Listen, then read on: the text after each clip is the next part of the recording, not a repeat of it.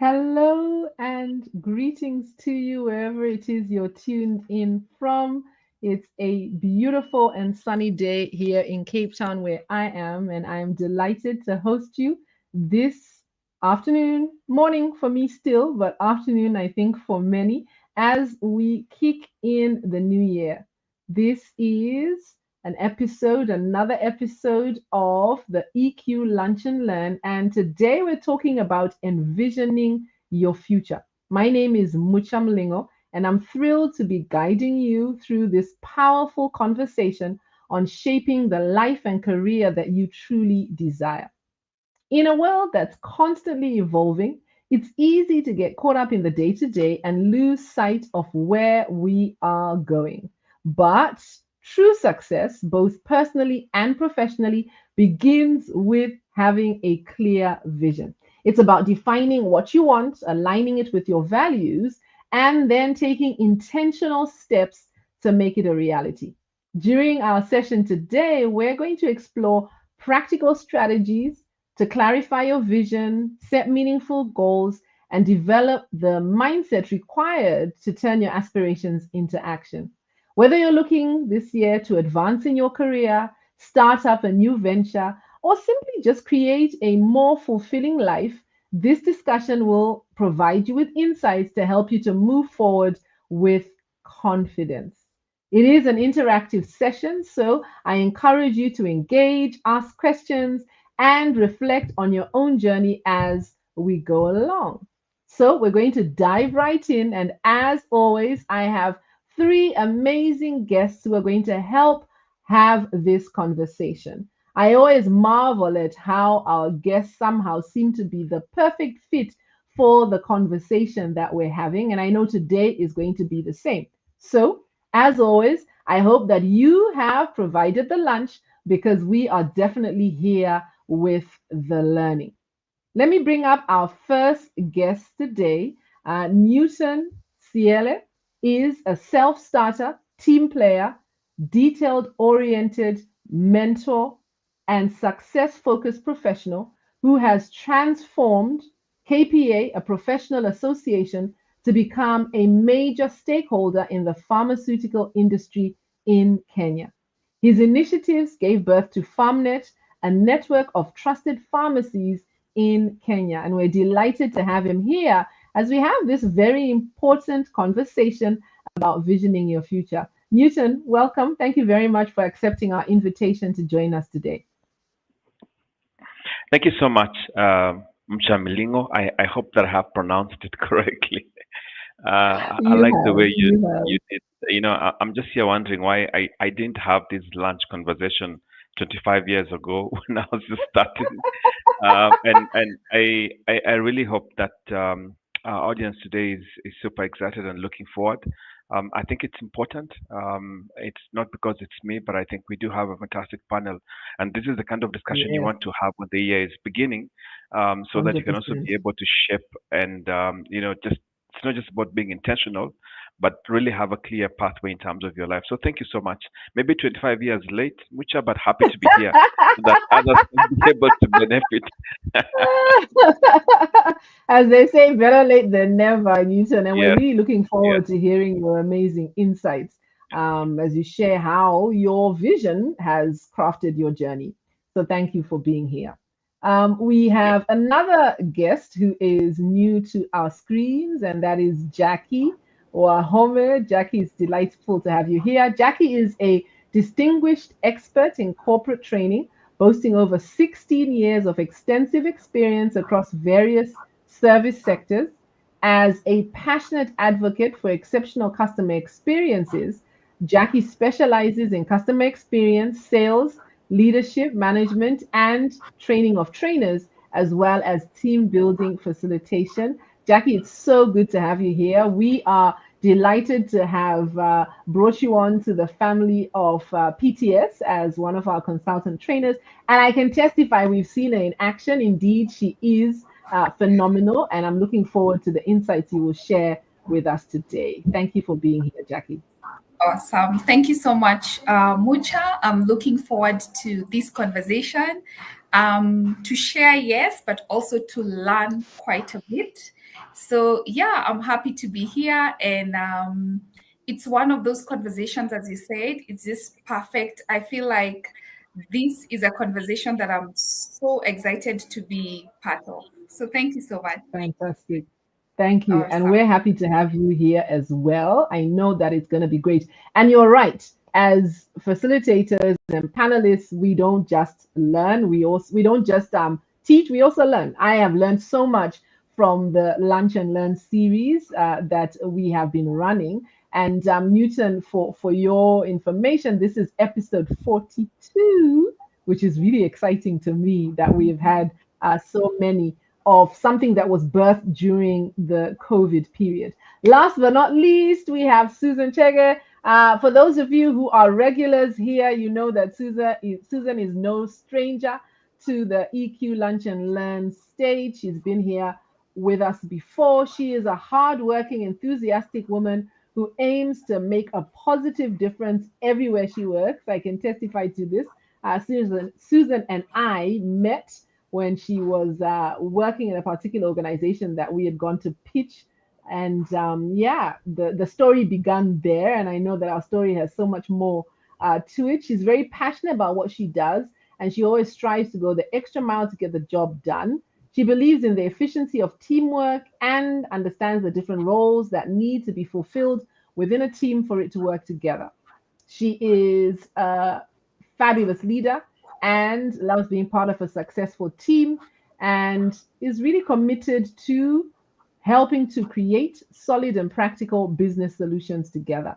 As you've heard before, I think, when the times that Susan has been on, Susan is our often resident HR expert. So if you want to connect with our guests, you can connect with them on LinkedIn. We will share the link to them on LinkedIn, and you can connect with them and say hi. But otherwise, thank you so much, Susan. Welcome. Hi everyone. I'm excited to be here as always. Like Jackie said, I think we always learn something from the Lunch and Learns, and I'm excited to know, what I'm going to learn today. I'm particularly passionate about this particular conversation because my passion area is helping people unlock their potential and their purpose. And I think visioning is one of the greatest tools to go about this. So let's kick off. 100%. I agree with you that, without the vision, it's very hard for us to get ahead and achieve those big, hairy, audacious goals that we have. So, as always, we start off with a question just to set the scene. And I'm going to ask this to all of you. Susan, let me start with you since I brought you on stage last. How do visioning and vision boarding help to create clarity and purpose when we're setting goals for the year? I mean, it's January, although January is practically coming to a close, but this is the month of setting goals and thinking about the future and what we want to achieve. And often we set goals, but we may not necessarily do anything around visioning, vision boarding, and just really thinking about what it is we want to achieve. How Okay. does this help? What difference would this make for us? Thanks, Mucha. And as you say, we've gotten into cycles of setting goals, annually, looking at them quarterly and whatnot. I think visioning makes a difference because the act of visioning is actually going through the process of drawing a very clear picture. And when you have a clear picture of your desired future or where you want to be landing at whatever period, if it's a year, for example, you know that by December, this is what I want to see in my life. Mhm. That process of envisioning it helps us to start now making goals that are related to it, helps us to have a very clear picture in our mind that our mind holds for the whole period. And it helps us to then, whenever we're faced with a decision or opportunity, we reflect on that picture and we're able to see, is it aligning? Was this flower in that picture? Was this dagger in that picture? And so when you go through the process of visioning, you then paste and you imprint something in your mind that you're then able to refer back to whenever you're faced with any opportunity, challenge, decision throughout the course of the year. So I think visioning helps us to stay the course of where we want to get to. The goals come to support that vision. Visioning also Mm, helps us to have a roadmap. It kind of clears the way for us to know where we're going. So if I mm, want to go to mm, Paris this year and the picture of the Eiffel Tower keeps sticking in my mind, I reflect on that every time that I have to make a move or make a decision.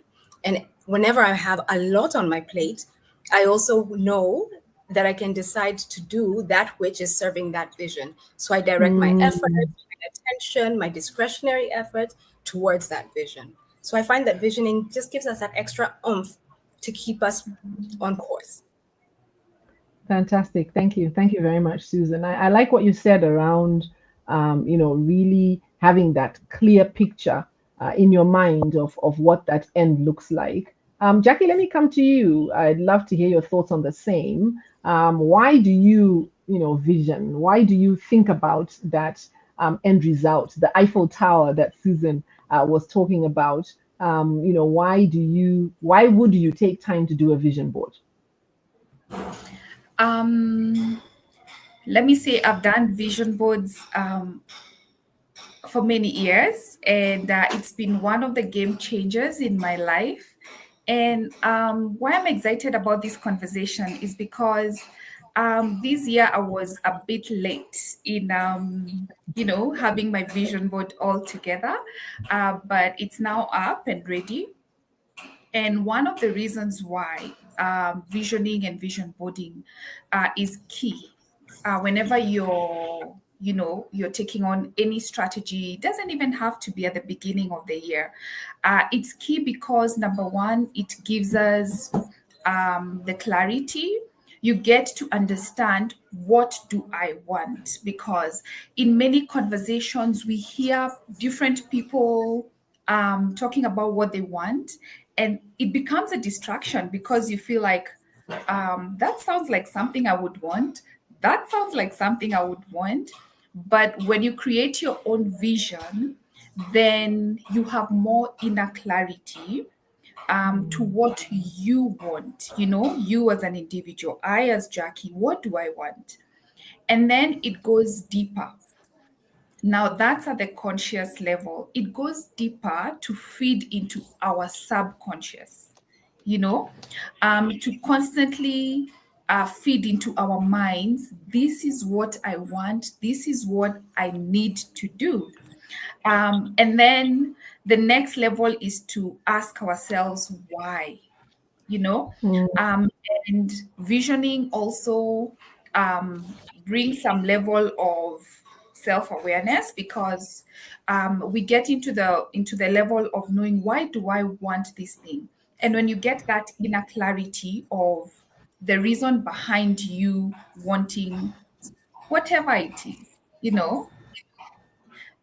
it could be a thing, it could be to meet someone, it could be to start this business, go back to school, get married, all this.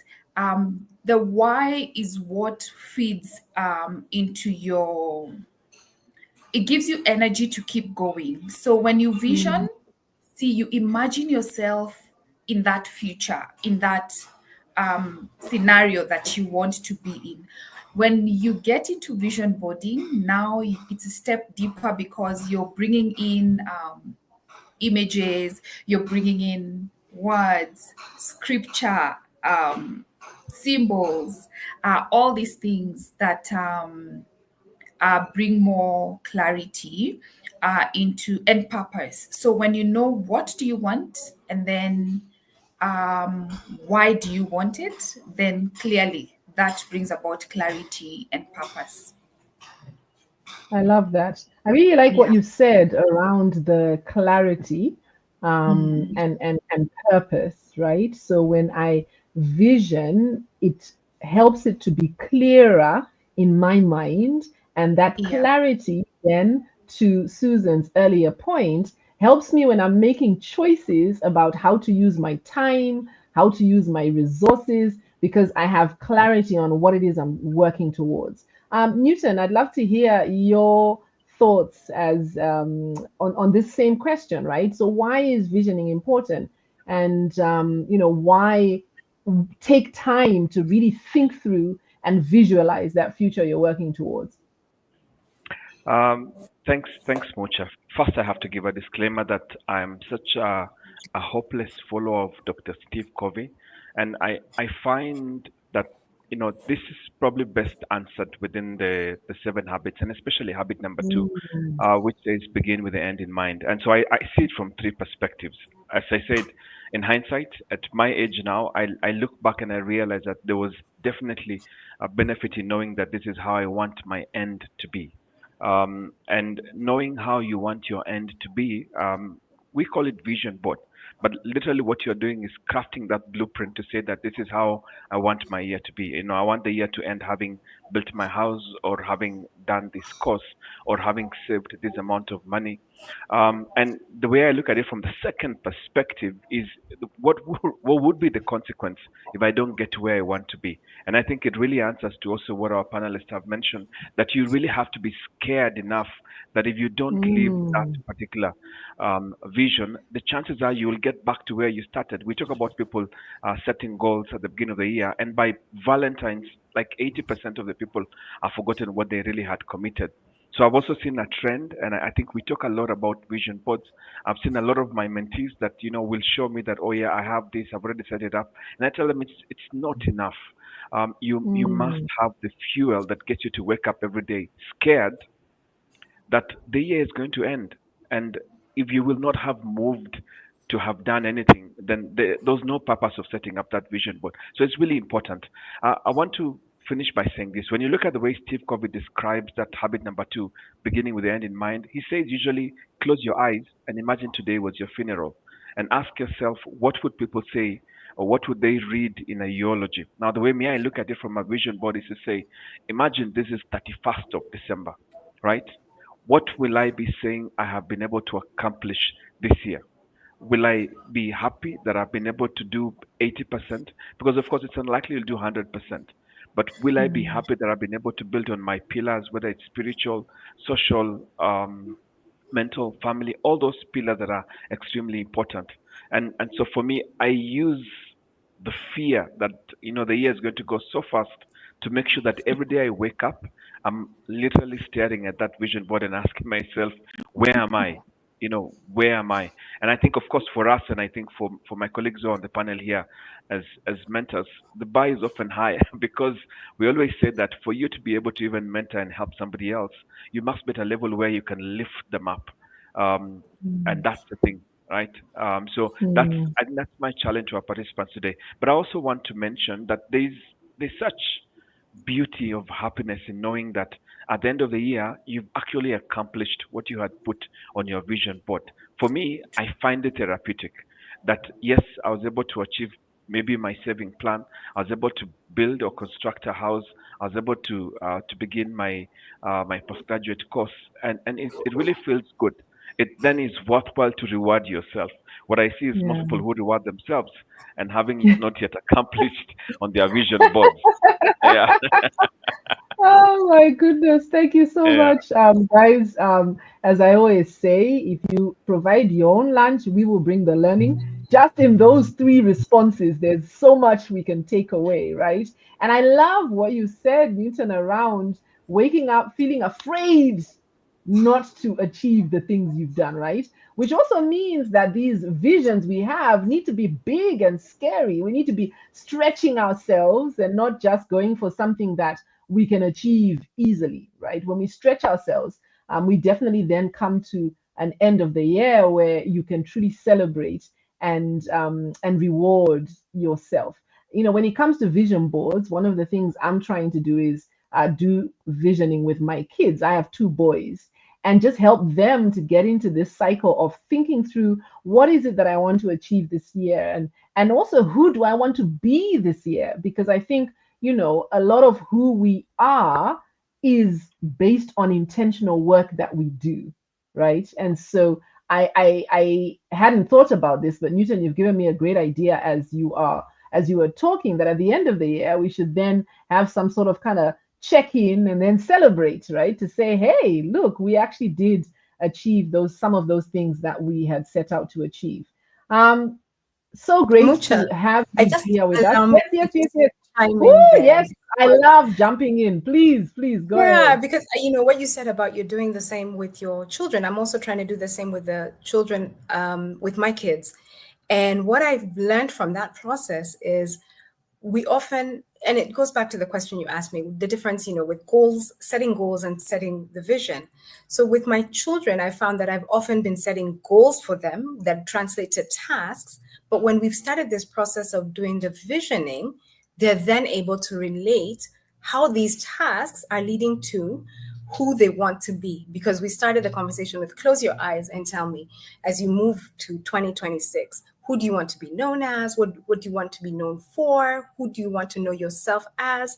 And then now we're trickling down to now the daily tasks of make your bed, So I think it applies for all of us that we often set goals, but we should start with, as Newton said, the end in mind.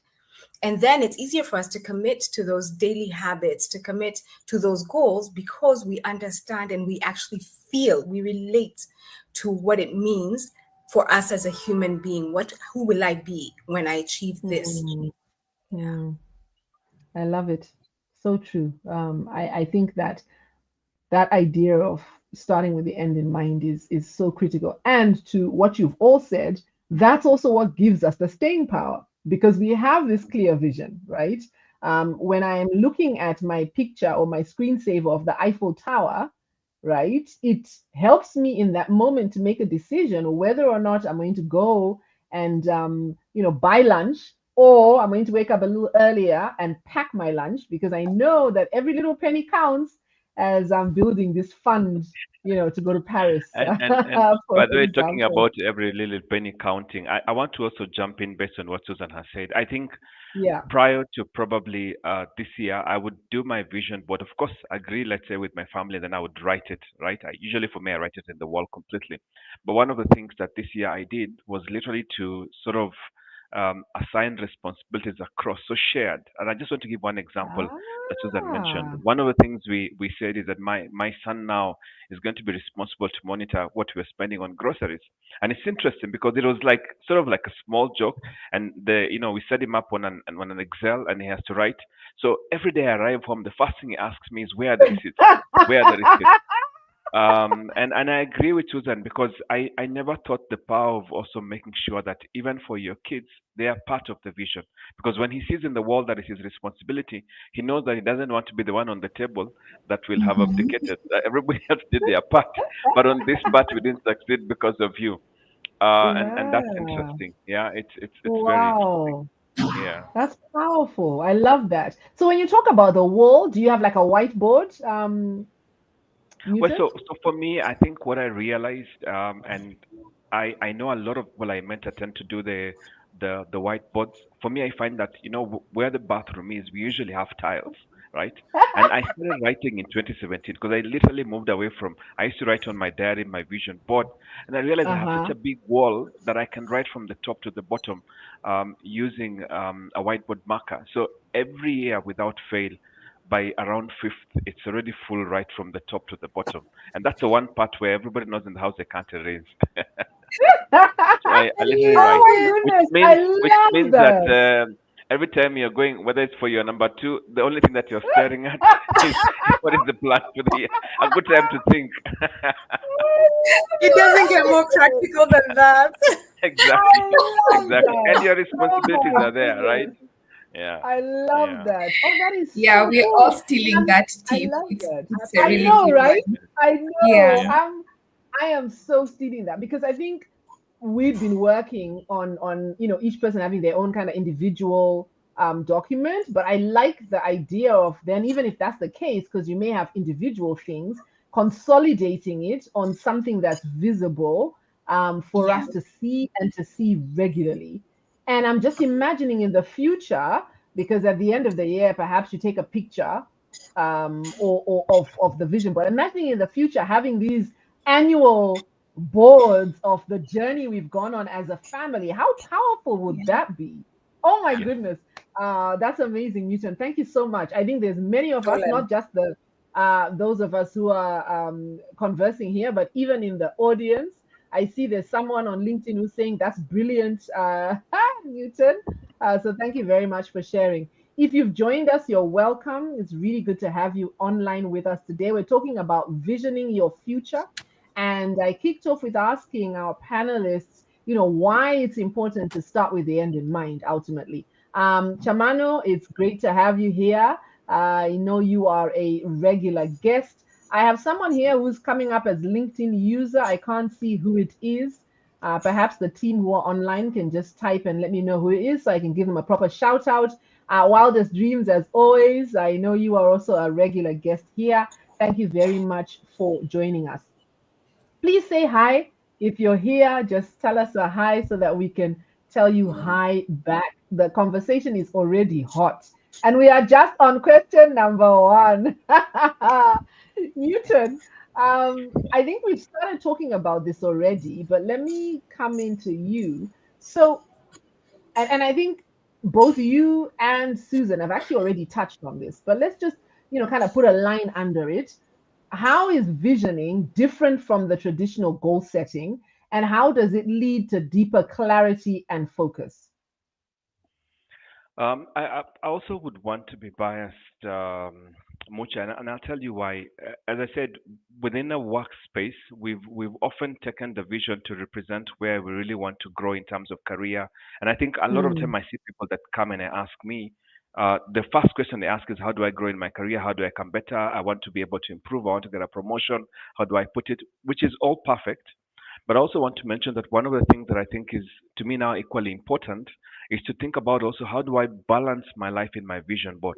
Because mm, I realize that people forget that you cannot succeed at your workplace if you're not also having, we used to call it work life balance, we call it now work, mm, we call it life balance. And as I said, I prefer to use practical examples, and I really want to talk about my vision mm, board for this year. Um, I I lead a book club, Mucha, and one of the things we do at the book club is we focus on personal development. Last year we did a book by a gentleman known as Professor Fob, and he was talking about tiny habits, but we were linking it to that ability to disconnect off work when it's time to go off work. And I remember one of the mm, that we were learning last year was how you can even use, you can extend your Sundays because most people don't look forward to Mondays. So it's a very interesting suggestion that, why don't you do a movie night with the family on Sunday? Because you sort of tend to have this, you forget about Monday, but you relax, right? And what I've seen in my vision board is that it really has to be balanced such that I can see, yes, where and how I want to be able to grow in my work, but at the same time, how I'm providing that balance so that, again, to borrow from the seven habits, as I said earlier, habit number three says put first things first to make sure that I'm not mm, sacrificing things that are important at the expense of work. So for me, again, just to give a practical example on how I've done it this year with my vision board is one of the things we committed was that, for example, we would do a dinner with the family in the balcony on Fridays. And I remember we don't have seats, we don't have a table. Again, back to my son, he didn't give me a breathing space. It was like, Dad, your vision board says on this date we're supposed to be starting the dinner. Are we going to be sitting on the floor? And I was also, as I said, if we're going to make this vision board as practical, then you need to put something that you also have accountability, and not just from your family, but even at work. And I found that helps. So my challenge to our audience is first look at your vision board. It should be balanced. So it should not be one that you've sacrificed.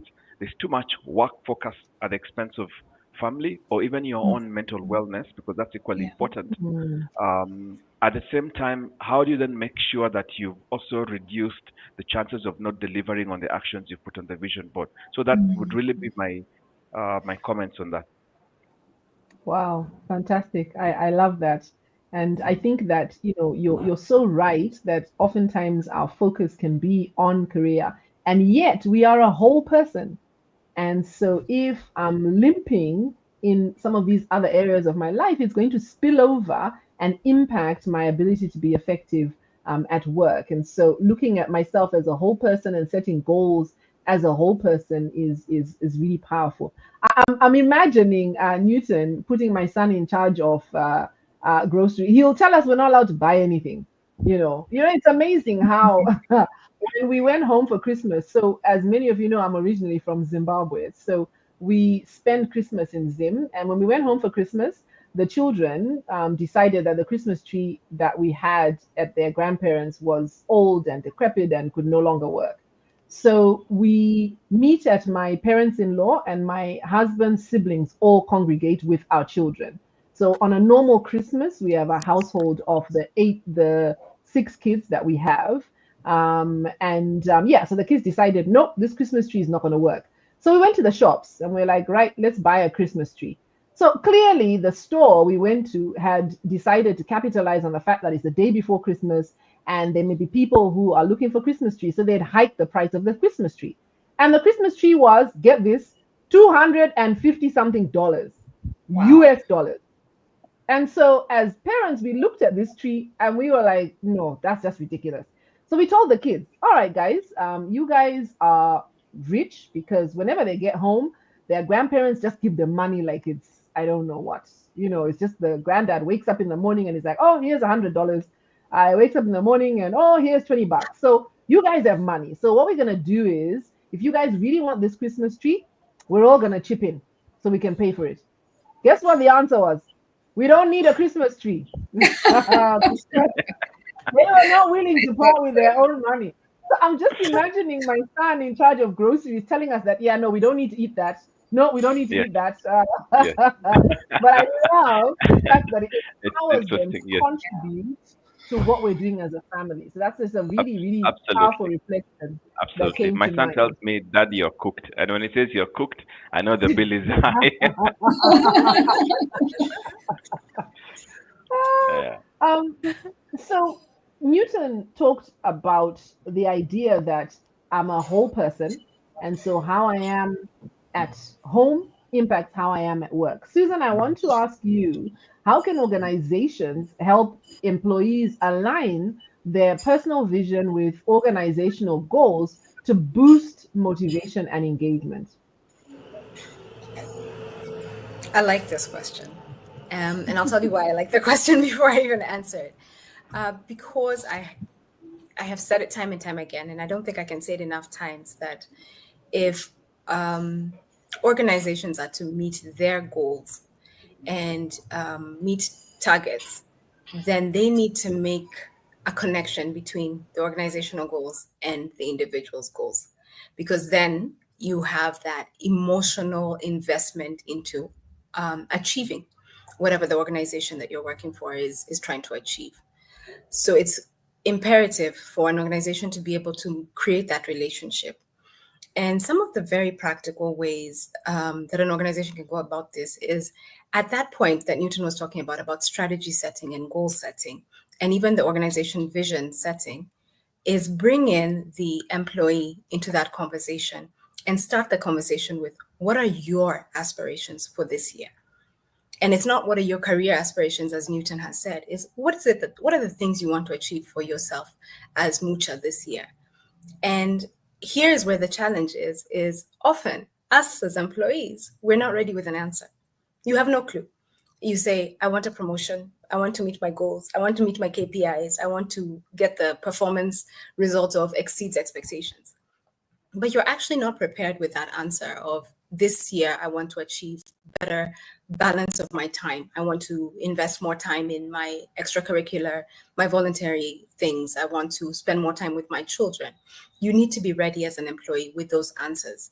So as the organization starts the conversation with you, of what are your aspirations this year, and this conversation starts at the beginning of the year performance management discussions, feedback discussions. What are your aspirations? That's the first key for an organization, is unlock what are the aspirations.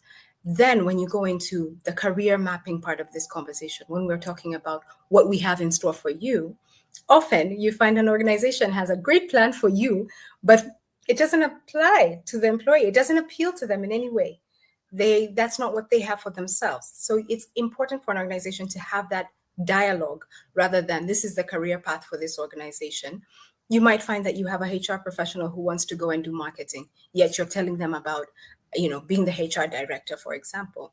So the organization can take it to having those conversations, asking, what are your career aspirations? But the employee has the responsibility to have a very clear answer to this. So secondly to that conversation then leads to informing the career mapping, how you're going to develop this person and get them to what their aspirations are, whilst achieving the organization goal. Secondly, is now when you have that performance management discussion, which we're all familiar with, you do your goal setting, the KPIs, let these KPIs relate to what it is this person wants to achieve. For example, you have an employee who wants to get into project management. Maybe they've been in IT and they're a very good IT person, but they want to move it to now doing strategic projects. So one of the KPIs that needs to be in on that person's goals for 2025 would reflect that in terms of maybe a learning and development goal that enhances their capacity to develop that skill, or having them commit to participate in 3 projects, strategic projects in the course of the year. So organizations can definitely do this. It's a stretch for organizations to open up their minds, to realize the benefit of aligning personal aspirations with the organizational goal and have that incorporated in the conversation. But a large part of the responsibility does lie with the employee to have already understood what their vision and their aspirations are and be able to articulate it and identify the opportunities within the strategy of the organization. I love it. Thank you very much. Coming from a background of sales, I know that when I worked in direct sales in the insurance industry, and as part of the work that I do with sales managers across the financial services sector, this idea of helping people who are in sales to see how, the work they're doing on a day-to-day basis impacts the ultimate objectives they have for themselves is so important because it's really what motivates them. And I've seen that sales managers who invest, indeed, as you say, Susan, it is a bit of a stretch. It does require you, taking the extra mile as a leader to really invest in your people's development. But those leaders who do actually get the impact, the impact is, or the result of it is worth the investment, both in terms of your time and your effort in getting to understand your team. One of the things that I'm learning more and more is that as leaders, we need to motivate at the individual level. And a lot of that really does mean connecting with our team's individual goals. So thank you very much for that, Susan. Jackie, one of the things Susan mentioned is that in order for your leader to be able to support you in, really marrying your personal goals with the organizational goals, you have to have that clarity on what your vision is, right? So, it starts with the individual. And I'd love to hear from your thoughts on what role creativity, like doing a vision board, as you've talked about. You said that you got started a bit late. I won't say that I've not quite finished mine. I know it's 29th of January, but I entered into 2025 a little slower this year. But yes, what role does creativity help in enabling young professionals to connect with their goals?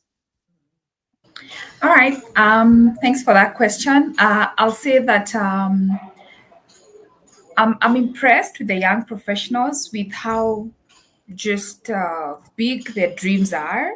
And sometimes they communicate their dreams and you're looking at them and you're kind of like doubting that this person can actually have this dream, but then they have it and, they own it.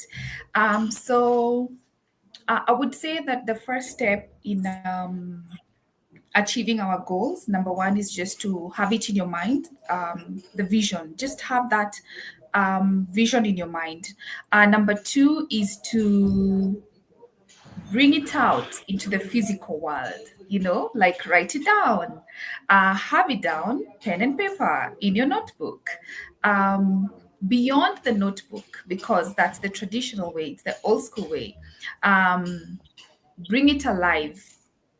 Have it now on a vision board, bringing the images, bringing the words, the symbols, all these things. And usually these big goals sometimes are very intimidating, even to the young professionals. They've written these goals, but they have not seen themselves achieving the goals because sometimes they're too big. But when you keep on seeing something day in, day out, like our panelists talked about when you're in the bathroom, That was so real. Yeah. You keep Yeah. seeing these vision board, you keep seeing, like, because you, out of your creativity now, you have come up with this beautiful or even, well written vision board, then it makes it more real. It makes it seem more achievable. Yeah. And you have this point of reference that you cannot run away from. Like, you Mm. cannot escape the wall in your bathroom. You cannot escape that wall in your closet. It's right there when you're picking out clothes for the day, just next to your mirror, which you use every day. So, what it does is that it gives us ownership. What we put down, we own it. Yeah. Number two, it gives us that daily pressure. Sometimes, I don't know if you guys are like me, sometimes you don't want to look at your vision board. You're just like, you know, because there's this daily pressure, which is positive pressure, but then it just keeps you remembering what you committed that you're going to do. Yeah. And next, it also gives us some level of accountability, because if you're sharing this space with people, then first you have accountability to self. Next, you have people in this space. They can see what you wrote, and they can see some of the things you're doing that are not aligning to what you've been talking about and what you've written. So there's also that level of accountability. But I'll say the most important thing when you bring in this creativity, like vision boarding, is change of mindset. For me, that's like key, because the things you think are not for you because maybe you feel you're not worthy, which is something that is in many young professionals, imposter syndrome. If you keep seeing it, then remember it's feeding into your subconscious. You start believing it, you start seeing yourself in this space. Yeah. So keep seeing it, makes you keep believing it. Yeah. And then you start working towards it because now you can see yourself in it. So beyond just writing down, there is need to get into those creative juices and put on like just something colorful, something that will pull your eye every day to it. So I would say the biggest thing is the mindset shift to see that you can do it, and then when you believe it, then you start working towards it. Yeah, so that's it. I love that. I love that. Thank you very much. And you're so right that, when we see something, over and over again, it becomes our reality. I mean, even the word of God says, by beholding, we become transformed, we become changed, right? And our minds accept this as our reality. In our home, I have my dream car, and I've talked about it and visioned it so much that when we drive past it, my kids say, "Mom, there goes your car." Because it's something that I've really emphasized, that this is the car. I know what color it will be. I know what I want the interior to be like. And I was just thinking as you were talking, Jackie, that maybe now that we've moved here, I've not gone for a test drive. I should go for a test drive, and I should take my kids along, so that we can drive Absolutely. along in my red Evoque, so that my kids can catch that glimpse again. We have Yes. so many comments from our audience. It's so good to have you here with us today. Thank you very much for sharing. Um, it's good to see you, Elsie. Thank you very much for joining. Elsie says, I agree that visualization makes all the difference. It has worked for me. Winnie, great to have you here. Winnie says the conversation is indeed hot. She's loving your strategy, Newton, because it helps you to keep your vision at the forefront of your mind at all times. I think that's the one thing everyone's going to remember about this EQ Lunch and Learn. Episode 47 was the one where we talked about having your vision board in the bathroom. I think that's definitely going to be the big takeaway. And everyone, and Mikali says Winnie Mikali says she appreciates the responses about the importance of having a vision. It brings a deep level of self-awareness to everything.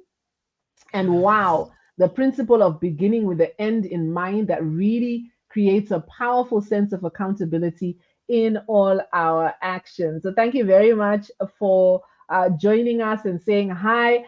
Pauline Gara, it's good to have you here as well. Pauline also liked the idea of the vision board on the wall. Like I said, there's going to be some households across the African continent that shall be transformed as a result of this EQ Lunch and Learn, which is, as always, our vision and our goal.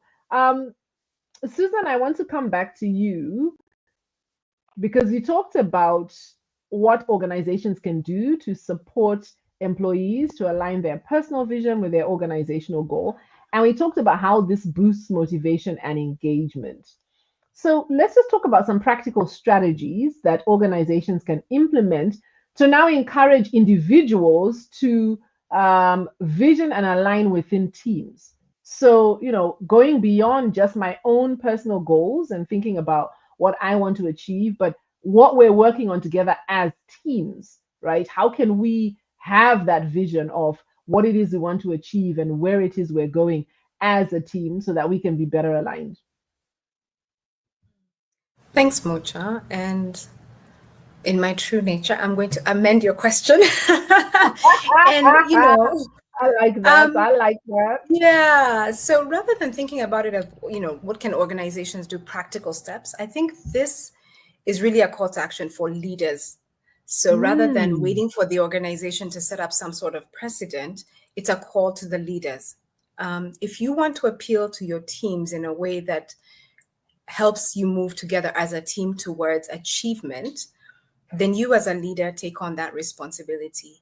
And some of the practical ways is use what's available as is. Already a lot of organizations have their goal setting. So we have the organization goal, and the natural cascade process follows, where you go cascading from the organization goal now to the department level or to your section level. So you as a leader, you want to make sure that your team understands the section goals. And usually what happens is you'll have a half-day strategy session where we go through the deck and we say, these are the KPIs, these are the goals, this is a strategy for our team. Use that same platform, that same forum that you're in, and let's get visioning. Because we've already talked about why visioning is impactful, how it's powerful, having a visual aid, how it's memorable.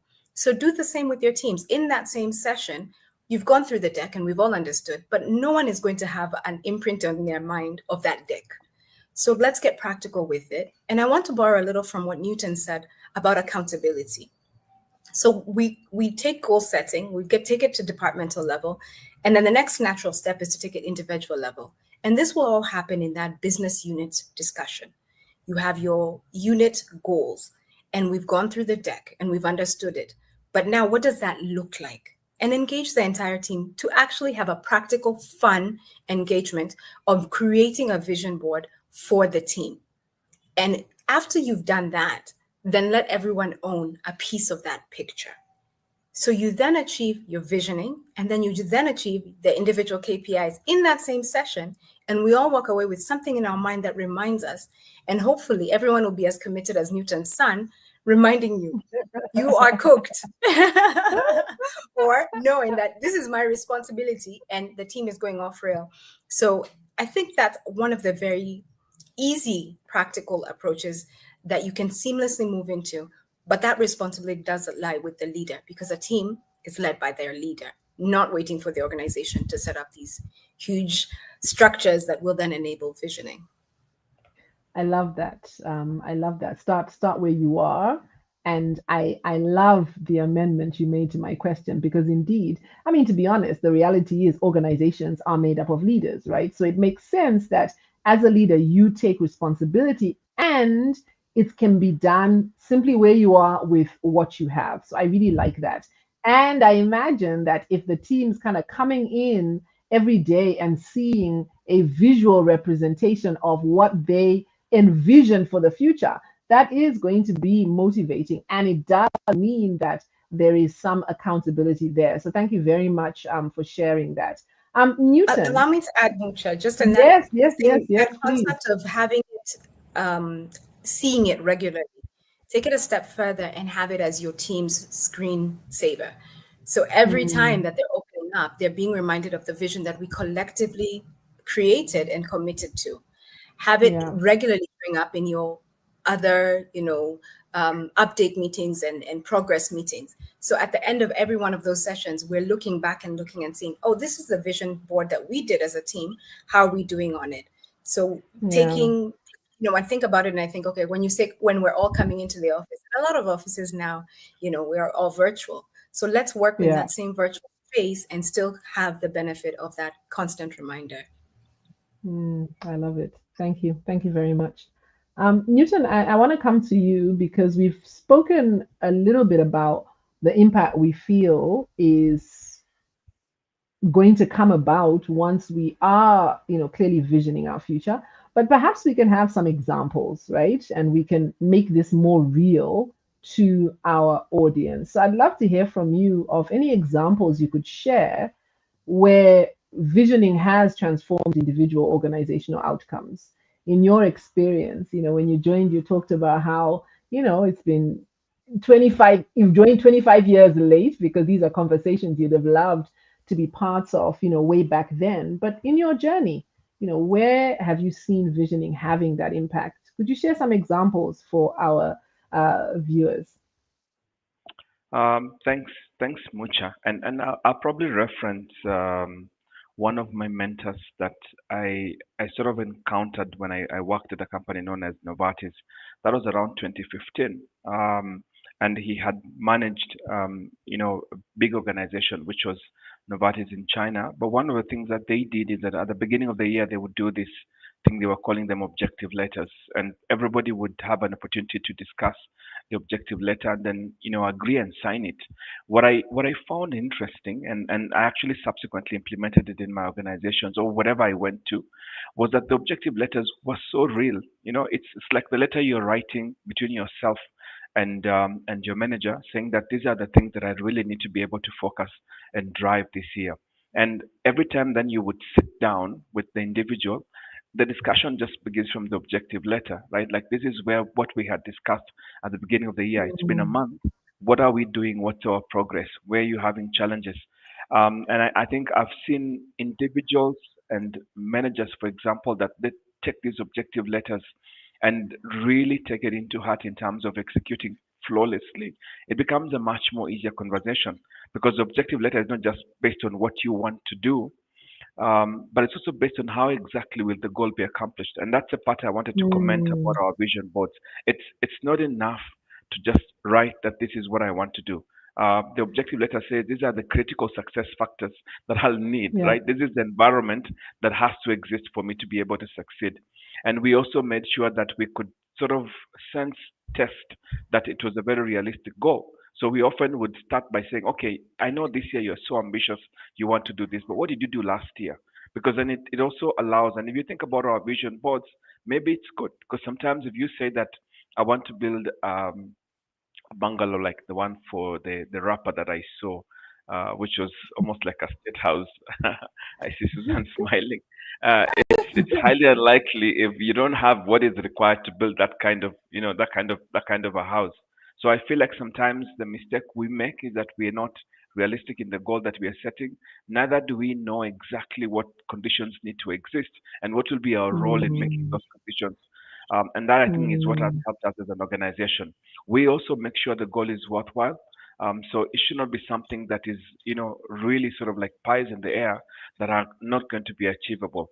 And what I've also seen, and maybe I come from a sales and marketing perspective, is to really understand whether it is the right time to have that goal within my objective letter. Because if you look at the current climate and the circumstances, you need to ask yourself, what I've put in my vision board, is this the best time for me to do it? Or do I have other things that might be so pressing that I might have to push this? It might come in my next year's or on my 5-year plan, but definitely would not be in this year. That really becomes important. But two things I want to highlight is that the goal ideally should also match the efforts and the capability. And of course, even when we Mm, talk about vision boards here, it's important for us to self-reflect and say, okay, last year I had these goals. What did I really do about them? And does it really match my effort? Because you know yourself more than anybody else. And since we are on an EQ lunch and learn, EQ big component is being just self-assessing, right? Otherwise, if you mm, put something that you know you don't have that capability, maybe you first need to build the capability. Then you can have it as a goal. So that really becomes mm, important. And we've tried to put that, I would say, from where I work in my organization, we actually have that within the objective letter. So we have the goal, we have what needs to be done, the critical success factors, and sort of we try and reflect whether that is something that we can really be able to achieve. The last thing I want to mention, and I want to borrow from Susan, is also I think for the last 4 years, I usually share with my team a bookmark and a sticker, right? The bookmark just captures the goals, and at the back I put the calendar so that they know every time they look at the back of the bookmark, they can see the calendar is moving. At the front of the bookmark is the goals that we have submitted. Like this is our vision. And then I give them a sticker because I say if you're using a diary, if you're using your laptop, if you're using your iPad, then just put the sticker. Every time you're getting into somewhere and you start, it sort of reminds you that this is really what our focus is for the year. So those would be my comments. I love it. Thank you very much. And I think that, you've really highlighted some really important things.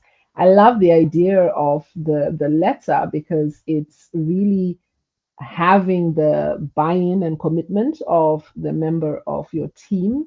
I think I also, resonate with the fact that we need to, cultivate environments so we support our teams to develop that self-awareness so that I have clarity on what my efforts and capabilities are so that I set goals that are realistic. I think as leaders, it's our responsibility to stretch our people, but at the same time we must set goals, or we must help them to set goals that are achievable, because otherwise when you set goals that are outside of what you can achieve, you're then going to be demotivated by not achieving the goal. So as a leader, your responsibility is to figure out where is that stretch so that someone is pushing themselves a little bit beyond perhaps their comfort zone, but not too much so that they're not able to achieve it. I can see that Elsie is aligning and connecting to that insight that goals should match efforts and capabilities. And I think then as leaders, we should be able to have some of those tough conversations where perhaps you see that someone's goals do not match their effort and capability. And I think one last thing before I come to you, Jackie, Susan, you talked about earlier the fact that sometimes we focus on the goal, the actions, without starting with the vision.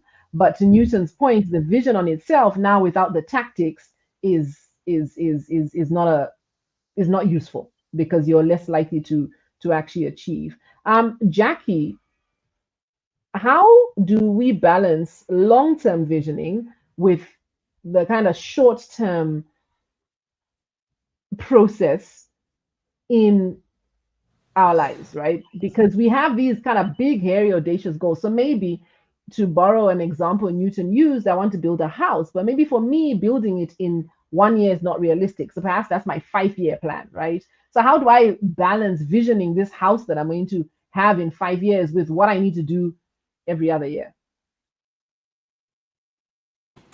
Wow. All right. Thank you for that question. I'll say long term and short term are dependent on the goal at hand. Yeah. So when we talk of building a house, then long term could be in 2, 3, 5 years. Mm, I'll give an example about around fitness. I'm very pro fitness, and every year I set a goal around fitness. So, and I'll give a practical example. So last year, 2024, my fitness goal was to work out for 180 days. Now, the year has 365 days. Basically means I was working out half the year. mm, Yeah. So my long-term goal was to work out for 180 days. When we think of longer term, why I even have that goal and I'm very consistent in it is because I want to be a strong, healthy, older Jackie, in my 80s, in my 90s. I would love to live to 100. That's my prayer.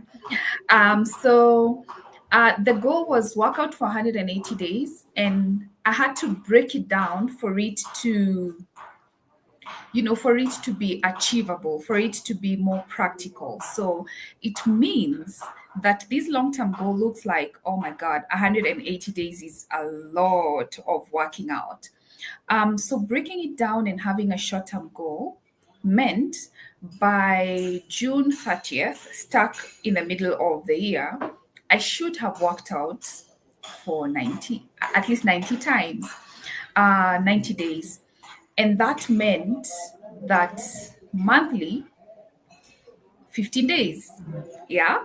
And then now from monthly to weekly, at least 4 times per week. Yeah. So for me, when the long-term vision looks heavy, scary, and big, it can really just make you like freeze and not do anything about it. But when you break it down to, I just need to exercise 3 to 4 times this week, then that looks very manageable.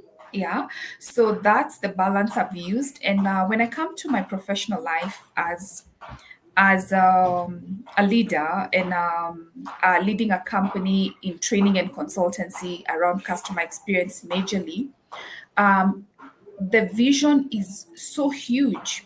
The long-term vision is increase of training programs, branching out from Kenya to East Africa, to Africa, to the globe.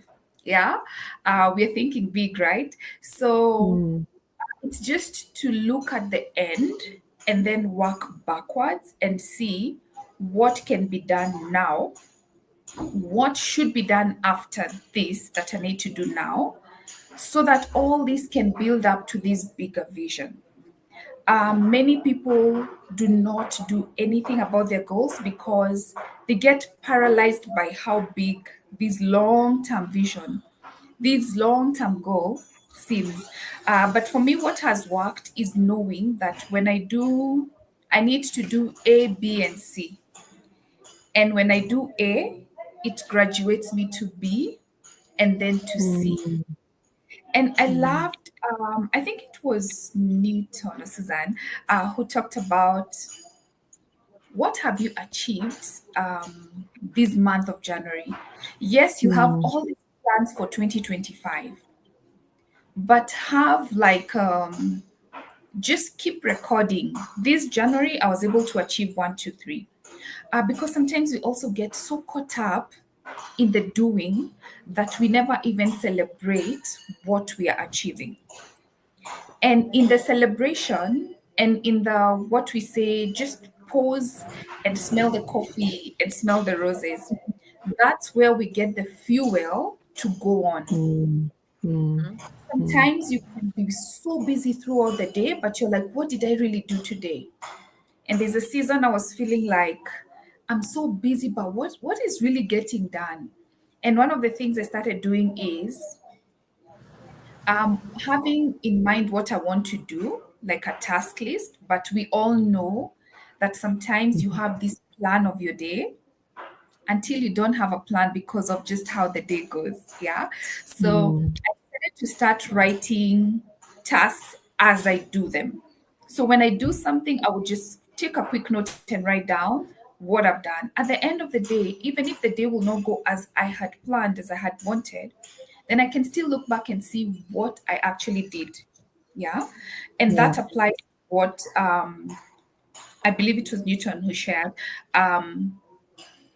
Knowing what you did that month, knowing what you did that quarter, knowing what you achieved that first half of the year.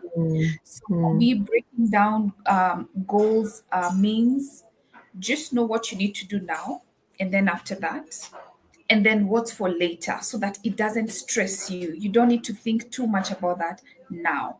You just need to focus on now. Yeah, so at a personal Fantastic. level and also a professional level. And let me just say, just Mm. having a goal to, like, I really want to do like a physical training out of Kenya. That was my goal Mm-hmm. last year. And Mm-hmm. in fact, I found myself training one of the banks, top banks in Burundi. And I'm like, the power of just putting it out of your mind into writing and onto a vision board is so Mm. underrated, yet it's so Mm. powerful, you know, Yeah, because it true. makes it possible. So yeah, so True. now we're waiting for Africa and the globe. Karibu Yeah. Cape Town. Karibu Cape Town, Tunakuja, my dear. we're coming. It's a beautiful destination for Yeah. training. Um, I really like what you said, and I resonate with the idea that um, we need to break things down, right? So, however you're defining long term, whether we're talking about a long term goal, like you said, to be a strong woman in her 80s, or whether we're talking about your kind of 3 to 5 years, depending on what the goal is. I think Yeah. the example I gave is owning a home or building a home. The key is to break it down and to really see that the small steps you're taking every day are actually leading you to this ultimate objective, which is why vision boarding is so beautiful, because I have in front of me the ultimate goal that I'm working towards. So I'm able then to make decisions, I think, to Susan's earlier point, that are aligned with or that take me in the direction I want to go. And so that's really, really cool. Um, I have a few more comments here. And what I'd like to say is if you have any questions for my panel, please do share them. I'm going to ask them another question and then we'll come to any questions that are on the screen. So please do share any questions you may have. I thought I had another comment, but I don't see it here. I think I gave a nod to everyone else who had shared. I know we have more people on than those who said hi. So please just say hi, nothing else, just hello. Give us a wave emoji. It's so nice to know who is here and to give them a shout out. So you still have time to do that, even as you think about what your possible question is. I want to come to all of you and ask you a question because, as Newton said, we're in an EQ lunch and learn. And so we must talk about where emotional intelligence comes in. So, Newton, you talked about the idea that a key part of emotional intelligence is self-awareness, and that's critical when we are, setting ourselves these goals and envisioning this future we're working towards. I'd love to hear from each of you your perspective on where does EQ come in to all of this. As an EQ organization, we believe that emotional intelligence is a crucial part of all these different facets of our life. One statement I use that is borrowed is that, when it comes to your professional development, all these other skills you may build, communicating, managing conflict, they're just another another something else you're adding to the plate. Emotional intelligence for me isn't another skill, it actually is the plate upon which all these skills lie. But I will admit that I may be biased somewhat, so I'd love to hear from your perspective. Newton, I want to start with you because you got us started on reflecting on EQ in this. What's the perspective of EQ? Um, so let me start with something that usually happens with vision boards, and I think it was Jackie that highlighted. You have this plan that you want to do 180 days at the beginning of the year of exercise, and then reality happens, right? Whatever it is, Jackie. But it's the same for a lot of the things that we put in place. It's not unusual you're going to have failure or you're going to have challenges, you're going to have bottlenecks. What we have seen is that if you don't have a high EQ, you are likely not to take that temporary failure as a feedback, which is a very important Mm, component of EQ, right? You may start with a plan that you want to invest something, and then along the way, everybody makes mistakes. The speed with which you learn from that mistake really demonstrates the kind of EQ maturity that you have. And for me, it also goes to feedback because, as I said, you will get feedback along the way, and how you quickly adapt is extremely important.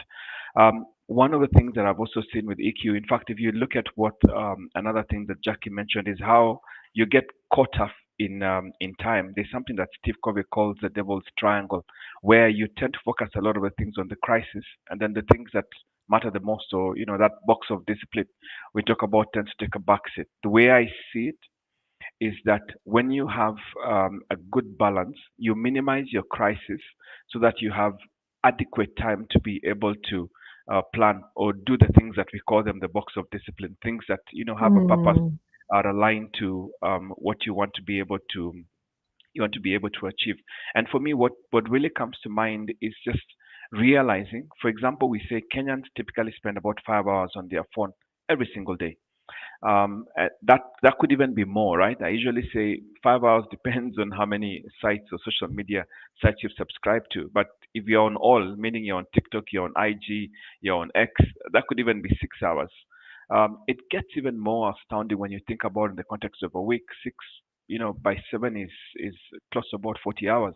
When you look at the number of days that you spend in a year just on your phone alone, and then you think about mm, it in the context of what you're losing, I feel like what EQ has enabled me and the people that I tend to work with is just being able to do this kind of self-assessment. How do you react in situations? How do you react, for example, when you get failures? How do you react when you're in environments that are not very friendly? I believe if you look at that first habit that Steve Covey talks about, being proactive, it really sort of says raise your level of EQ.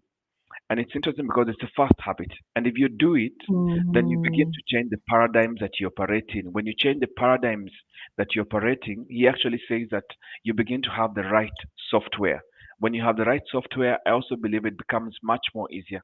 And maybe lastly, I'll put it this way, Mucha. It's interesting because there's a topic we usually talk about with my friends. We normally call it the six biggest regrets of people on their deathbed. It's actually based on a study, and if you look at Yes, the one of the regrets they have is that they didn't really have a bigger perspective.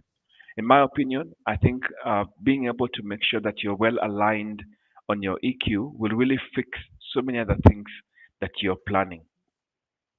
I love that. And I agree with you 100% that EQ is really where it all starts. And EQ is then what gives you that momentum to keep going. Because indeed, we are going to face hurdles along the way. There is no big, hairy, audacious goal that's achieved without setbacks. And emotional intelligence, our ability to pay attention to what we're feeling so that it doesn't derail us, and then make a choice about how to interact with that feeling and utilize that feeling, which is really at the core of what EQ is going to make all the difference as to whether or not we're able to pick ourselves up when things don't quite go as planned. Jackie, your thoughts, where does EQ come in when it comes to visioning, vision boarding, and goal setting? We've come to the end of January, practically people have their goals set, their visions done, their vision boards up. Um, how will EQ help? So I'll say a few things about EQ. Let me say three things. And the first one is self awareness, because Mm, the beginning of EQ is know yourself, understand yourself, right? yeah. So when you know yourself, you're able to understand your strengths, your weaknesses, and you're also able to understand what is this that you stand for? What do you stand for? Yeah.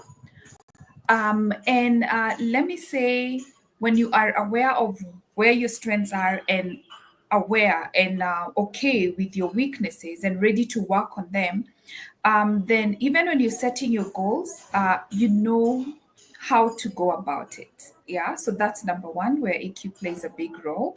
The second one is it also builds your staying muscle. Let me call it a staying muscle Mm, because, of lack of a mm, better word, you will get distracted, you will face the challenges, you will also have wins. Sometimes it's the wins that actually distract us. You feel like, oh my goodness, I've achieved this thing, and you cannot even move on from these mm, achievements. It kind of holds you captive. So you have the staying muscle, even if it's not working out or going as you had planned, then you stick through it because of the bigger vision that you believe in and you know that you're going for. And lastly, which is quite key for me, and I saw this happening a lot in 2024, is knowing who to bring in.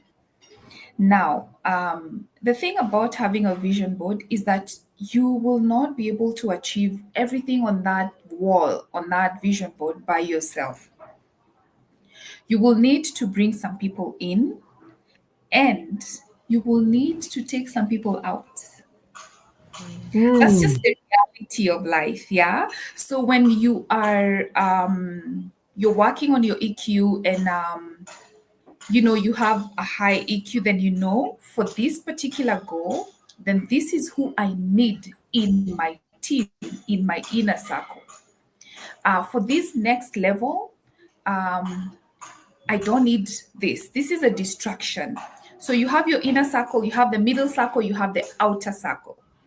And for different goals who needs to be there for you to be able to achieve that goal. Now, it's not only who can help you achieve your goal, because many are the times where we achieve our goals by holding someone else's hand to achieve their goal. Yeah. So it's also having and accepting that you will not be able to contribute to everyone's vision, knowing who do you want to work with and who do you want to say no to. So those three things: self-awareness, knowing your strengths and weaknesses. Number two, building on that muscle of resilience, even when things are not going the way they're supposed to. And even knowing how to take your wins, yeah, and quickly celebrate but keep going. And lastly, knowing the who is in this journey and who needs to get out of the room, or even which room do you need to get out of. So that's what I'll say. Wow. Yeah. Wow. I felt like when you said that last statement about the fact that there are those people who you need to, kind of bring in, and then there are those that need to go out. I felt like saying amen, preach it. Because I agree 100%, right? There are some Yeah. people that we need to know to shift out of our inner circle because that relationship is no longer serving us well. And we Yeah. can do that with the utmost respect and empathy, right? It doesn't mean that you're now going to badmouth the person or anything like that, but you just recognize that this relationship is no longer serving me. And then I think equally, the people you're bringing in, there's a friend mine, Kezi, who said something once that really stuck with me. And it speaks to this point about the people you're bringing in. Yeah. She said, what are the voices that you are going to listen to this year? And I thought that's so profound, right? So what are the voices? And often we can have voices of people who actually should be on the out and not on the in. So thank you very much for that. Susan, let Absolutely. me come to you. What are your thoughts on where EQ comes into all of this?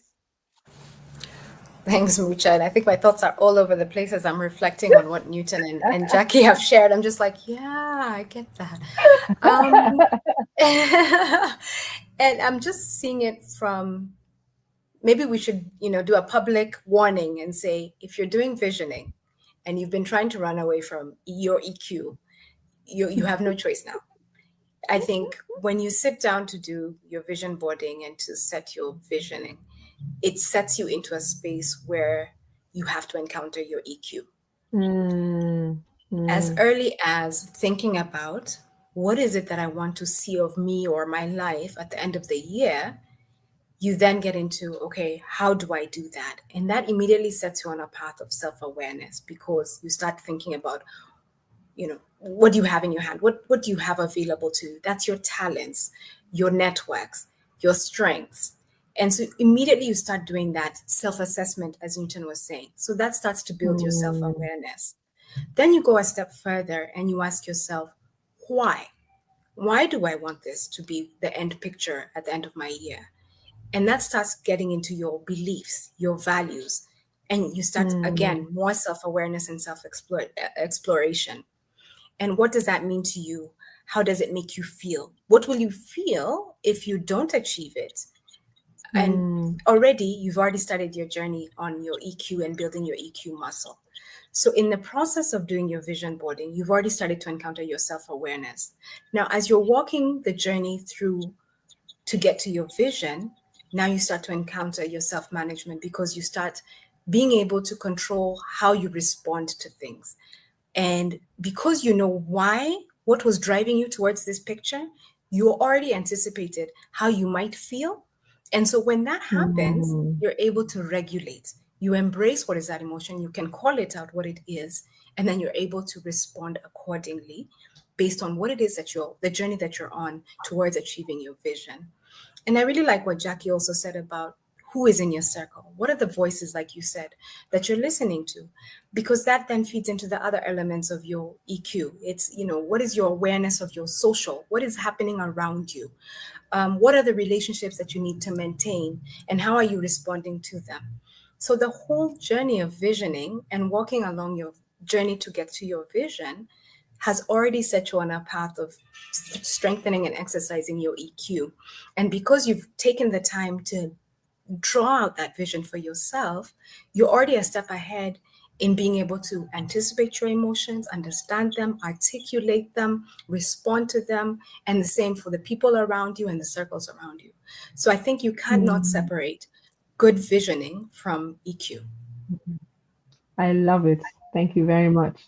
I think that's a really great way to really think of the role that EQ plays. It is such a critical part if you're going to get the visioning right, because visioning is also about looking deep within yourself to understand what are some of the things that could come in your way as you journey towards your vision. And you can only do that if you practice EQ. Enoch, it's great to have you here. Enoch says that this is a great topic and conversation. He likes the importance of using actual images for his vision board. So whether they are cutouts from magazines or personal drawings, I think this is where the creativity comes, and it just makes it something more tangible, and also how to infuse EQ in this process. It's great to have you here, Enoch. Thank you very much for your comment. We have one question from Elsie, which I'd like to take quickly before we come to our parting shot. I always say it's amazing how 90 minutes goes by so fast. I can't believe that we are towards the end of our conversation. But Elsie says, as you work towards achieving your goals, working towards that vision that you have so clearly in your mind, how do you remain optimistic in the midst of opposition? So I don't know who wants to take that, or you can all contribute to an answer, but I'd love to hear. Yeah, Susan says, Let me give it a me. Go stab. ahead, Hi, Susan. Elsie. Good to see you join us. Great stuff. And I think I'm jumping up to respond to that, because it really closely relates with some of the comments that we shared just in the last couple of minutes. And, opposition can come from yourself. You can, the self-talk that you're doing, your limiting beliefs, and opposition can also come from outside, the voices that we're talking about. What are you hearing? What are you seeing on social media? What are you, what are you letting into your mind space? So what I have learned to do, and I'm learning to do, is exactly what Jackie talked about. The opposition from outside, start critically looking at, is it constructive criticism? Is it guidance? Is it coaching? Or it's just naysayers? Because not everyone is happy for you when you're winning or you're moving towards winning. And especially when you're getting towards unlocking something huge, that is when you attract so much opposition, because they don't want you to get ahead of you, ahead of them. So often you need to really critically listen to, what is this opposition? Where is it coming from? If it's coming from external, assess, is it feedback that I need to take and build myself or build my journey based on that feedback? Or is it noise that is trying to derail me from my journey? If it's coming from internally, do a self-assessment and understand, what is it that I'm relating this to that is causing me to have that opposition, that's driving me to have opposition? Is it a skill I don't have? Is it a belief, something I have heard in the past? Stop and kind of unpack it so that you're able to know, do I need to change course? Do I need to add someone or something on my course so that I can keep going? And then, yeah, what elements are you letting into your space? The second thing is what I think it was Newton who mentioned as well, is along your journey, and so did Jackie, along your journey, celebrate the wins. Because when we win, we are encouraged to keep going. We see that I'm able to win. Whether this goal, this win, contributes to the next one or not, I am building my self-confidence in knowing that, wow, if I can unlock that one, I can unlock the next one. So stay optimistic by celebrating your wins, and then being very, very cautious with the voices, internal and external, that you're letting into your space. I like that answer, and I like the point you made about the internal voices as well, because sometimes the internal voices are the ones that are actually opposing us. And so, this is again where emotional intelligence becomes important, because a key part of emotional intelligence is recognizing when those internal voices are, disrupting you, are sabotaging you as you go forward. So that's really paying attention to your self-talk, paying attention to when possibly, that imposter syndrome is rearing its ugly head. So I think that's a really important point. And then, yeah, to your point that let's be open to the fact that people can give feedback, but let's also make sure that we're weeding it out to determine, is this, genuinely something that's designed or desired, or, the intention is to support. Thank you very much for that. Any other response to the question? No, we're good. All right. Yes, Newton, Yes. go ahead. No, I was just going to say, one of the things that is important, and I'd like to urge our participants today, is usually there's something we call a pre-mortem in decision making, which means that you also anticipate what could go wrong. So my suggestion to our audience really is, even as you're setting your goals and your, sort of what's going to be your intentional, your purpose for the year, ask yourself also what could go wrong, and have you prepared Mm, should those things happen. So I prefer it mm, that way, as opposed to finding yourself in a headwind. If you had anticipated, then you'd at least sort of be having a backup plan. As I said, the margin of safety should allow you to navigate, even should the storms come, because it's not about whether. I think the storms do come. That's important. I like that. I like that. A pre-mortem. So prepare yourself for what could go wrong, right? I like that. The team's highlighting a question that I missed, so let me just go to it quickly. There's a question by, oh yes, Maria had shared some questions before the event. How could I forget?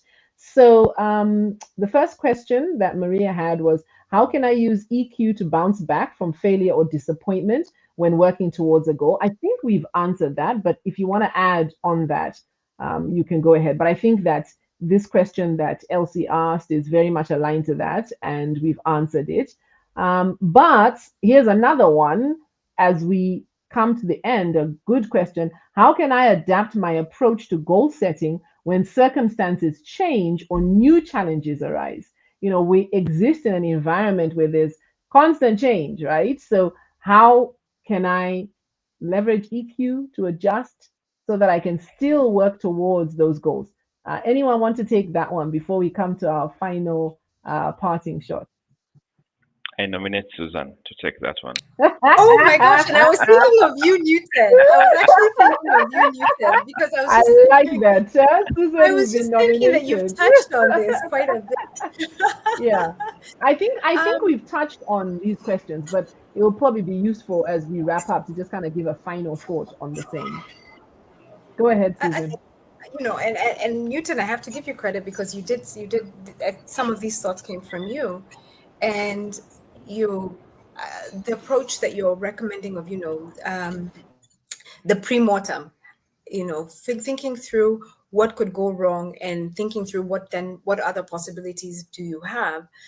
I think that makes us to start thinking about what circumstances could change my goals. Also thinking through why, at the beginning of your vision, why do I have this vision? What will it make me feel? How will it make me grow? Also sets you grounded on a certain purpose. So when Mm, things change, circumstances change, and your goals might need to change, that does not mean that your vision necessarily changes. So your vision can remain the same, but you start tweaking your goals or your roadmap to take into account the changing circumstances. That having been mm, said, you're also at liberty to change your vision. It's not cast in stone. You're also at liberty to change your vision because things do change, priorities change. This you can hear the voice of God and your purpose has changed, and therefore your vision starts to change. You can change circumstances in your family that then make you change your priorities and then can change your vision. So as much as we start the year with a vision board, if there comes a time as you're walking through your journey, you can add pictures to your vision board. You can change pictures from your vision board because at the end of the day, the vision board is serving you, your purpose, your beliefs. And if those change, then it is your vision board. Change it. I And there are love things, it. Susan, we Yeah. don't have control over. So I think you've rightfully put it. When you think like things like COVID-19 calamities, I also believe even the fire that was in Los Angeles the other day. But of course, also there are times you find that your relationships don't go as you had planned. Sometimes it could be your marriage. So those are things that I do agree with Susan 100%. You may really need to consider. So I think there's Mm, certain aspects that you won't have a choice but to change the vision board. Sometimes you lose a job, and so again you have to start afresh. But that's also part of what we said, Mucha, in terms of EQ, is being yeah. prepared to be able to adapt as and when necessary. Yeah. Yeah. Yeah. Fantastic. Thank you. Oh my goodness. Thank you so much for the amazing, amazing insights you have shared. I am coming away with so much that I have learned to the point made by Jackie earlier. We are here not just to share, but to learn as well. My kind of three big takeaways is the idea of having a wall for my vision board for my family. I absolutely love that.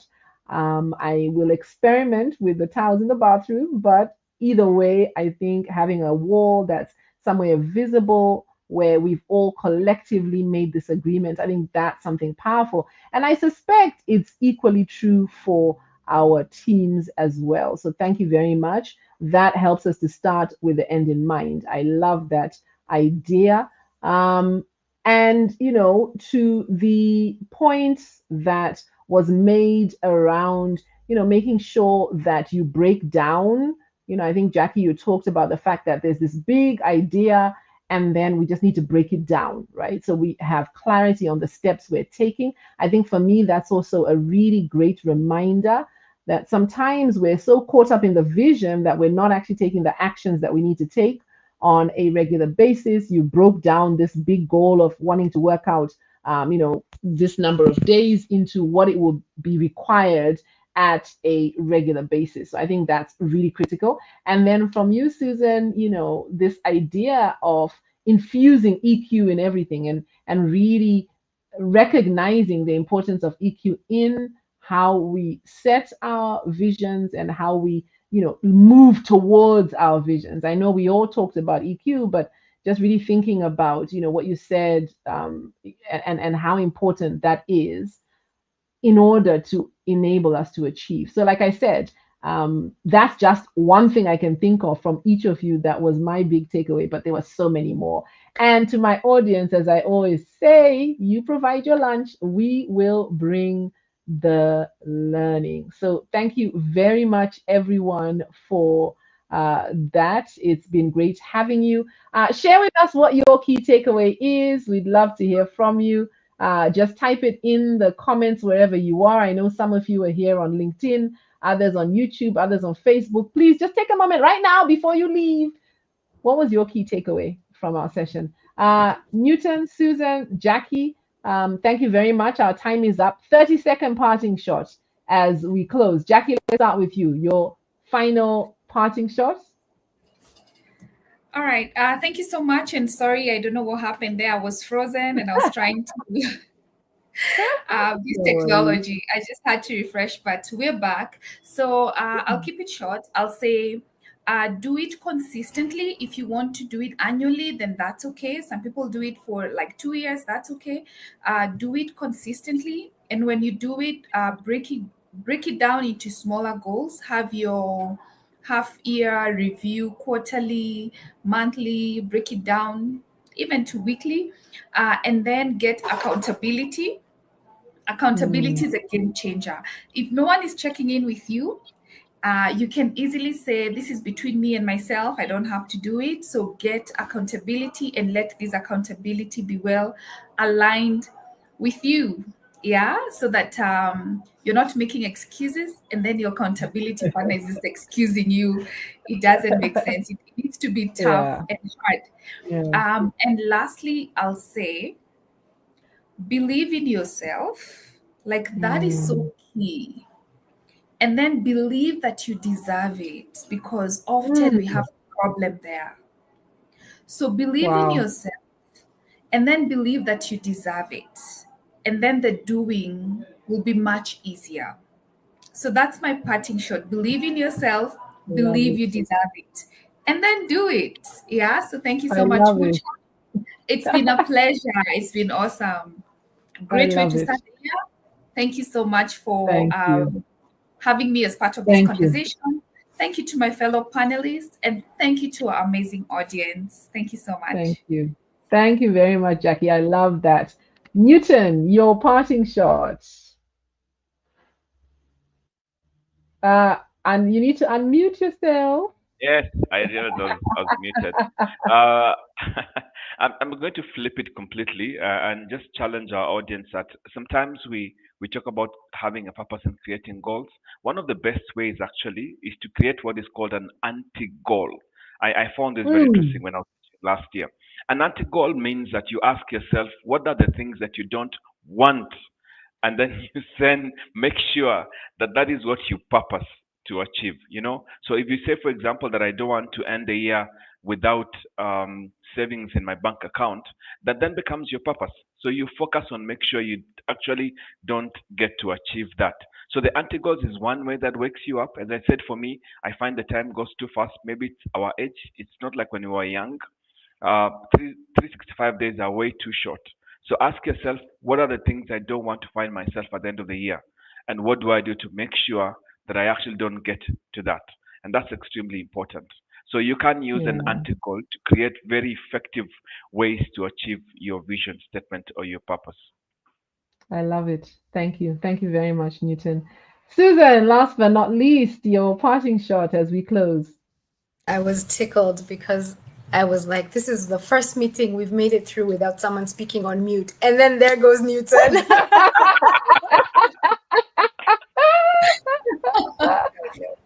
So now it's complete. No.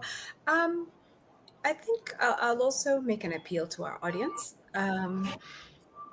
Visioning is an investment in yourself. So take the time to pause, get away from everything, and sit and do your vision boarding. Why? It might cost you 3-4 hours, but the absence of Mm, doing it can cost you 12 months or more. So mm, take the time to be in your quiet, to hear your inner voice, and go very granular. It's not just about, you know, putting the red card that I want up there, but why do I want it? What will it mean for me? And going a step mm, further, like Jackie said, mm, breaking it down to what do I need to do? What obstacles will be there? What will I do when the obstacles arise? Who do I need to talk to? What information do I need? And then when you wake up on the days that you don't have the fuel, at least you have a roadmap. You have the blueprint. So you don't even have to think through it. You just have to go to your boxes and say, this is what I needed to do today, this week, that week. And it makes it easier for you. So even when you are down, when you have taken the time, you've invested the time to vision, and you've invested the time to go granular, then even the hard days when you don't have the bandwidth to think through, you already have a plan and it keeps you going. mm, And I liked what mm. we kept saying, visioning is great, but without taking the steps, it's just a Yeah. dream. You're still dreaming. So you need to wake up and take the actions. And it's just like, Mm, faith without action is dead. So do your visioning, do your action plan, Invest that time. Then at the end of the year, we'll be sitting and saying, all right, we did okay. Is We what did all we right. did. Yes, indeed. Thank you so much. Thank you, Newton. Thank you, Susan. Thank you, Jackie. You guys have been phenomenal. As I said, I have learned so much. We have comments from people saying thank you. They have really come away from this well enriched. To our audience, thank you for staying with us. We meet the last Wednesday of every month, 12:30 to 2 p.m. East Africa time. Join us next month. As it's the month of love, we will be talking a little bit about love, but from a different perspective. We're going to be talking about love and leadership. So join us for that as we talk about how to love as you lead. And obviously, we'll be talking about the skill of empathy. It's been a delight having you here. I'm going to say goodbye to my guests. Thank you very much, Newton. It's been great having you here. Thank you again, Susan, and thank you again, Jackie, for being here. I took myself off instead of Jackie. Thank you very much for being here. We come to the end of this delightful episode. We will see you again soon. Don't forget to keep it locked. We talk a lot about EQ and how it can support you as you work towards achieving your big, hairy, audacious career goals this year. So stay connected to us, and we'll see you next month for our EQ Lunch and Learn on love and leadership. Goodbye for now. Thank you for joining us.